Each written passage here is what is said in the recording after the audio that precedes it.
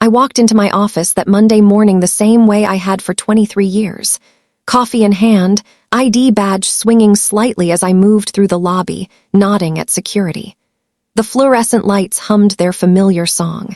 The elevator climbed to the 42nd floor. Everything was normal.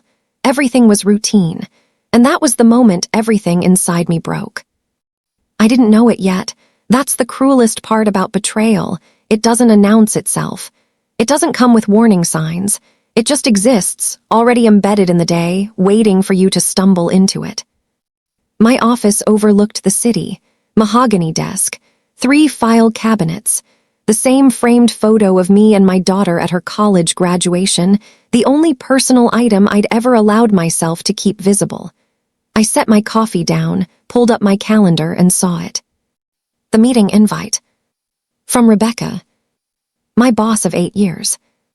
Termination meeting 4:00 p.m. My vision went white for a second, not metaphorically, literally white. Like someone had thrown a sheet over my eyes. I had to sit down. I had to actually grip the armrests of my chair to keep from falling. Termination. At 4 o'clock. She'd scheduled it like it was a dental appointment. I read the invite 3 more times. Same words. Same time. No message. No explanation. Just the clinical, corporate language of severance. And the worst part, I had absolutely no idea why. I've spent the last 6 months, no, the last 6 years, trying to figure out where it all went wrong. Let me back up. My name is Catherine. I'm 58 years old. I spent the majority of my adult life climbing the corporate ladder at Meridian Financial Services. I was good at what I did, really good. I wasn't the most brilliant person in the room, but I was reliable, steady. The kind of person who stayed late, who solved problems quietly, who didn't make waves. I had worked my way up from junior analyst to senior vice president of compliance and operations. That meant I oversaw everything: financial protocols, risk management, employee oversight, regulatory adherence. Everything that kept the company running legally and safely. I had a team of 42 people under me. I had authority. I had respect. Or so I thought. Rebecca Mitchell was brought in 5 years before this nightmare began. She was hired as Chief Operating Officer, younger than me, early 40s, ambitious beyond measure, with the kind of energy that people mistake for competence. She had an MBA from Yale. She wore power suits and talked about disruption and innovation. The board loved her immediately. I didn't dislike her, not at first. I actually tried to mentor her. She was new to the company, new to this particular sector, and despite her credentials, she didn't understand how things actually worked at Meridian. I spent hours explaining compliance frameworks, walking her through our regulatory relationships, introducing her to key contacts. I thought we were building something. I thought we were building trust. The problem started small, insignificant, really, the kind of thing I didn't even register at first. It was a Wednesday morning, about 2 years into Rebecca's tenure. We were in a board meeting, the big one, with all the executives and the majority shareholders. I was presenting our quarterly compliance report. Everything was solid. No major issues. Clean audit. I was right in the middle of explaining some new protocols I'd implemented when Rebecca interrupted me. Not rudely. That's what made it worse. She did it politely. She smiled. But the words that came out of her mouth suggested that she, not me, had designed the entire compliance system. What Catherine meant to say, she began, is that the framework we, my team and I, developed over the last quarter.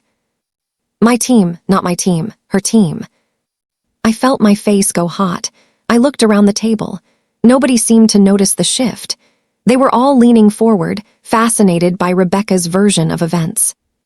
I didn't say anything. I just sat there, and something in me went quiet. That was the first time.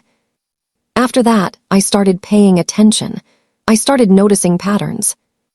A project I'd spearheaded, the new risk assessment algorithm that took me 9 months to develop, suddenly became Rebecca's initiative. A new hire I'd personally recruited and trained was introduced to the executives as one of Rebecca's key additions to the team. A crisis I'd averted behind the scenes, one that could have cost the company millions, was smoothly woven into Rebecca's narrative as proof of her excellent crisis management. I tried to bring it up, once, in her office with the door closed. "Rebecca, I noticed in the board presentation that you referenced the compliance framework as your project. I designed that. I spent months on it. I'd appreciate some credit." She looked at me like I'd just asked her for money. "Catherine," she said, and her tone was patronizing, "we're a team here. I don't think we need to get into whose idea was whose. That's not very collaborative, is it?" Not collaborative. Those words sat with me like a stone. "But it was my project," I said quietly. "And now it's the company's project," she replied. "Isn't that better? Isn't that what we all want, for our work to be bigger than ourselves?" I left her office without responding. I felt smaller. I felt unseen. Looking back now, I can see exactly what was happening. Rebecca was building a narrative. She was constructing an image of herself as the brilliant operational mind behind Meridian's success. And she was doing it by absorbing the work of the people around her, particularly my work. But here's the thing about being a woman in a corporate environment, especially a woman in her 50s. You've been conditioned to question yourself, to assume that maybe you're being too sensitive, too defensive, too territorial about credit. Maybe you are being uncollegial. Maybe you are thinking too much about yourself and not enough about the team. So I let it go. I told myself I was being petty. I kept my head down. I did my job. I did it excellently. But I stopped volunteering for the high-profile projects. I stopped speaking up in meetings. I made myself smaller. And Rebecca rose higher. By about 6 months before the termination notice, things had shifted dramatically. Rebecca had the board's ear. She was being groomed for the CEO position. There were rumors about it everywhere. The current CEO was near retirement, and Rebecca was being positioned as his successor. I should have seen it coming. I should have understood what was next. But I didn't, because I was too busy being grateful that I still had my job. That's the twisted thing about corporate betrayal. You don't see it as betrayal. You see it as the natural order of things.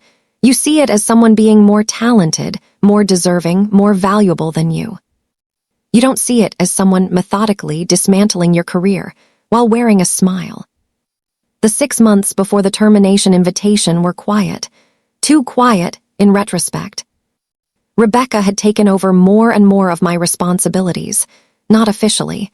There was no reorganization, no announcement. It just happened gradually. She started sitting in on my team meetings. Then she started leading them. Then my team started reporting to her instead of me. I was still the SVP of Compliance and Operations. The title stayed. The actual work didn't. I remember mentioning it to my friend Diane, who also worked in the company, in accounting. We were having lunch together. "It feels like I'm being phased out," I said. "Maybe you are," Diane said, not unkindly. "Maybe that's just what happens at a certain point. You've had a good run, Kat. Maybe this is the natural progression." Natural progression. Like I was a tree that had grown to full size, and it was time to chop me down. I didn't argue with her. I didn't push back. I just accepted it as the way things were. 2 weeks before the termination notice, Rebecca called me into her office. "Catherine, I wanted to talk to you about your future here at Meridian." My stomach dropped. I knew. I don't know how I knew, but I knew. "We're exploring some restructuring initiatives," she continued. "Nothing's final yet, but we're looking at optimizing our upper-level management. Some of the positions might become redundant."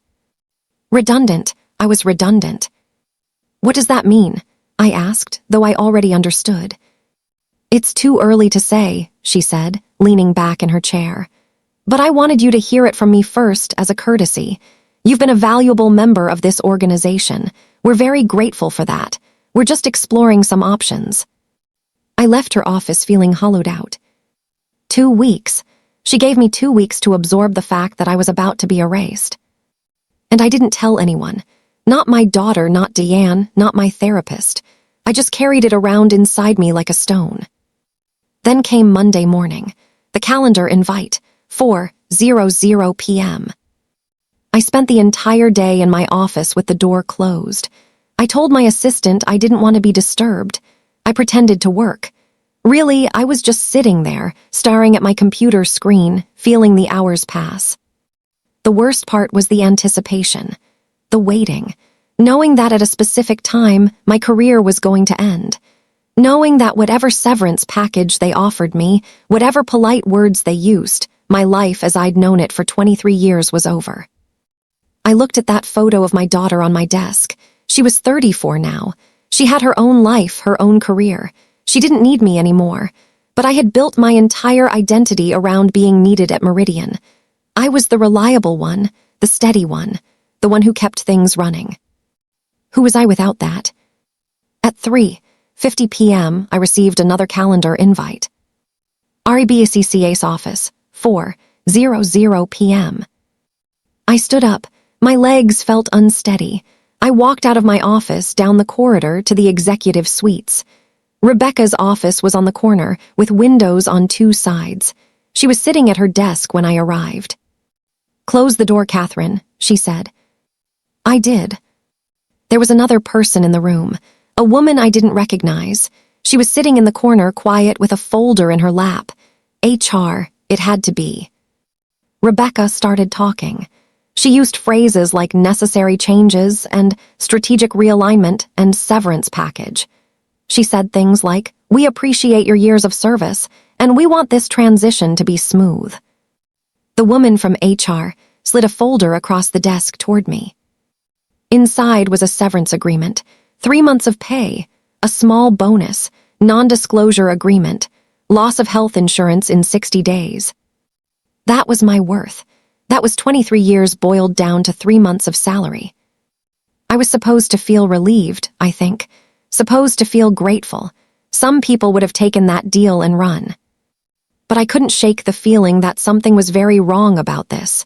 Not just the ending, something deeper, something I wasn't seeing. "I'd like to know why," I said quietly. Rebecca exchanged a look with the HR woman. "We're restructuring," Rebecca said. "You know that. Your position is being eliminated." "No," I said. "I want to know why now. I want to know what I did wrong." "You didn't do anything wrong," Rebecca said, and she actually sounded sincere. "This isn't personal, Catherine. This is business." But it was personal. It was so incredibly personal. "I designed most of the systems you've been taking credit for," I said. The words just came out. I couldn't stop them. "The compliance framework, the risk assessment protocols, the new audit procedures, all of it. I trained you. I showed you how everything works.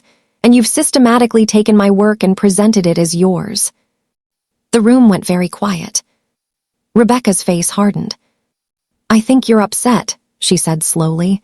"And I understand that, but I'm not going to sit here and listen to accusations. You can take the severance or you can refuse it, but this is happening either way." I looked at the folder. I looked at the non-disclosure agreement. And I didn't sign anything. "I want to speak to the board," I said. "That's not how this works," Rebecca said.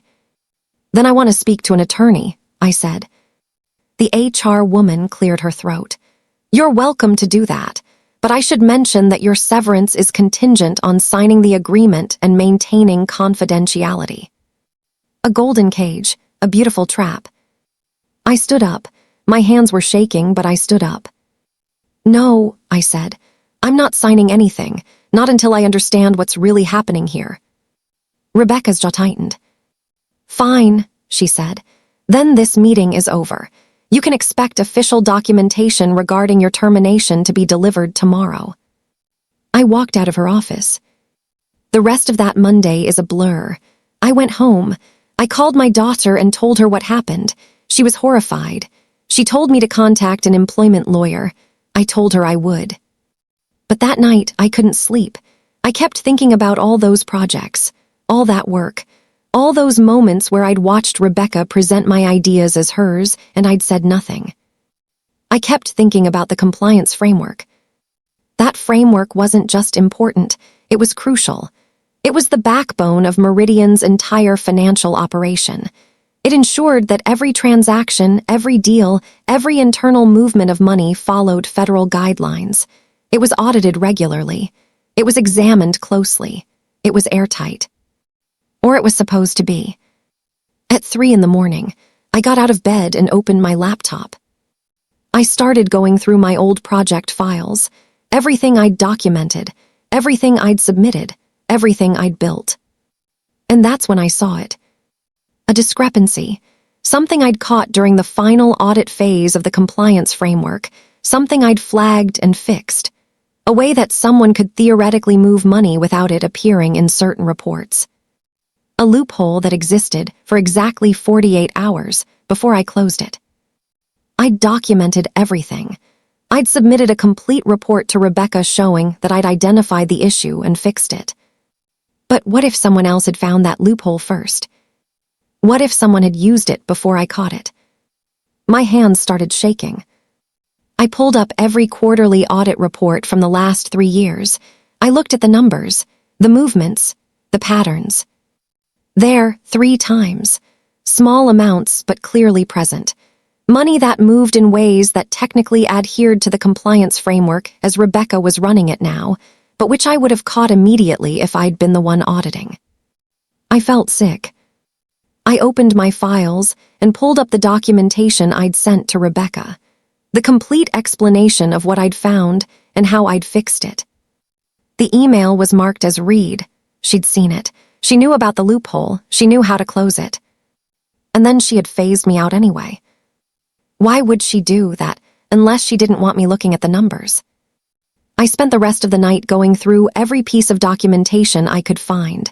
Financial reports, audit trails, internal memos, everything. And the more I looked, the more I saw it. Small inconsistencies, patterns that shouldn't exist, amounts that were just large enough to be meaningful, but just small enough to avoid triggering automated red flags. Someone at Meridian was stealing. And I was pretty sure I knew who. Tuesday morning, I called an attorney, a good one, someone I'd used before for personal matters, but who also had corporate law experience. I told him everything, not just about the termination, but about what I'd found in the numbers. "Do you have documentation?" he asked. "I have everything," I said. "I have the original compliance frameworks, I have the flagged loophole, I have the audit reports, I have everything." "Don't send anything via company email," he said. "Don't download anything else from company servers. You need to come in person. We need to discuss your options." I went to his office that afternoon.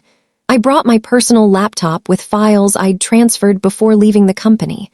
I brought copies of everything I could legally possess. My lawyer reviewed the documents for about an hour. Then he looked at me and said something I'll never forget. "Catherine, this is serious. If what you're suggesting is true, we're talking about embezzlement, possibly money laundering, definitely breach of fiduciary duty." My stomach dropped. "What do I do?" I asked. "First," he said, "you need to decide if you're willing to be the person who exposes this. Because once you do, your life in corporate finance is over. You'll be a whistleblower. That comes with consequences." I thought about that. I thought about my career. I thought about the severance package. I thought about just signing the non-disclosure agreement and walking away. And then I thought about Rebecca sitting in her office, smiling at me, saying, "This isn't personal, Catherine. This is business." "What are my options?" I asked. My lawyer leaned back in his chair. "You can file a complaint with the SEC. The Securities and Exchange Commission has a whistleblower program. It's confidential. It offers protection against retaliation. And if your information leads to recovery of funds, you can receive a percentage of what's recovered." "What percentage?" "Up to 30%, depending on various factors." I did the math in my head. If Rebecca had been stealing for 3 years, at the rate I was seeing in the numbers, we were talking about millions. "How long would this take?" I asked. "A proper investigation? Months, maybe over a year. The SEC takes these things seriously, but they move slowly. And you need to understand, Meridian will eventually figure out that you're the source. There will be consequences." I nodded. "But," my lawyer continued, "they can't touch you while an active SEC investigation is ongoing. That's the protection. And once you file, you're also protected against retaliation by law. I filed the complaint the next day. I won't go into the specifics of what I provided to the SEC. That's part of the confidential investigation. But I gave them everything. Every document. Every inconsistency. Every pattern. Every piece of evidence that Rebecca had systematically stolen from Meridian Financial Services over the course of 3 years. The person assigned to my case was a federal investigator named Agent Marcus Webb. He was direct, no nonsense, and he clearly understood the implications of what I'd brought him. "This is good work," he told me. "Detailed, thorough. You clearly understand the systems well enough to spot what shouldn't be there. This helps us immensely." Over the next few weeks, I had several meetings with Agent Webb. We went through everything line by line. He asked me detailed questions about Rebecca's authority, her access to accounts, the timing of the transfers. "Why do you think she was able to do this without being caught?" he asked at one point. "Because I designed the system," I said, "and I knew all the places where it was weak, and she learned from me, and then she learned how to exploit those weaknesses. It was like watching someone you trusted steal from you with the skills you taught them." Meanwhile, Rebecca was moving forward with her plan. My official termination papers arrived on Wednesday, along with a letter from HR reiterating the offer to sign the severance agreement. I didn't sign it. My lawyer advised against it. Any agreement I signed could potentially be used against me in the investigation. Any non-disclosure clause could be interpreted as preventing me from cooperating with federal authorities, which would be illegal, but would create complications I didn't need. So instead, I did nothing. The severance offer expired on Friday. I received a letter stating that my position was officially terminated effective immediately, and that my health insurance would be maintained through the end of the month as a courtesy. A courtesy, as if they were doing me a favor. I was unemployed. I was 58 years old. I had savings, but I didn't have the security I'd built over 23 years. I was untethered. But I also felt strangely calm, because I knew something was coming. Agent Webb had told me that once they had enough to move forward, there would be an investigation, a proper one, with interviews and document reviews and potentially grand jury proceedings. "How long?" I asked him. "Not long," he said. "Your documentation is solid. Your testimony is credible. The numbers speak for themselves. We're going to need to bring in forensic accountants, but based on what you've given us, we have probable cause." Thursday of the following week, I received a call from Agent Webb. "We're moving forward," he said simply. "The investigation is being escalated. This is going federal, Catherine, serious level." "What does that mean?" I asked, even though I knew. "It means we're going to execute a search warrant at Meridian. We're going to obtain financial records. We're going to interview employees. This is going to be very public, very quick, and very thorough." "When?" I asked. "Tomorrow, early morning, 6 a.m., before the markets open, before anyone can move money or delete files." I didn't sleep that night. Friday morning, I went about my routine. I got coffee, I showered, I turned on the news. And at 6:47 a.m., my phone exploded. Breaking news. Federal agents conduct early morning raid on Meridian Financial Services. Investigation into possible embezzlement and insider trading. Within the hour, it was everywhere. Business news networks, local news, Twitter, LinkedIn, every financial media outlet was covering it. Meridian Financial Services, a company with a $3 billion market cap, a company that had been established for 40 years, was under federal investigation. Rebecca Mitchell's face was all over the news. Former COO, potential suspect in wide-ranging financial crimes, multiple counts of embezzlement, possible money laundering. The market opened down. Meridian's stock dropped 19% in the first hour of trading.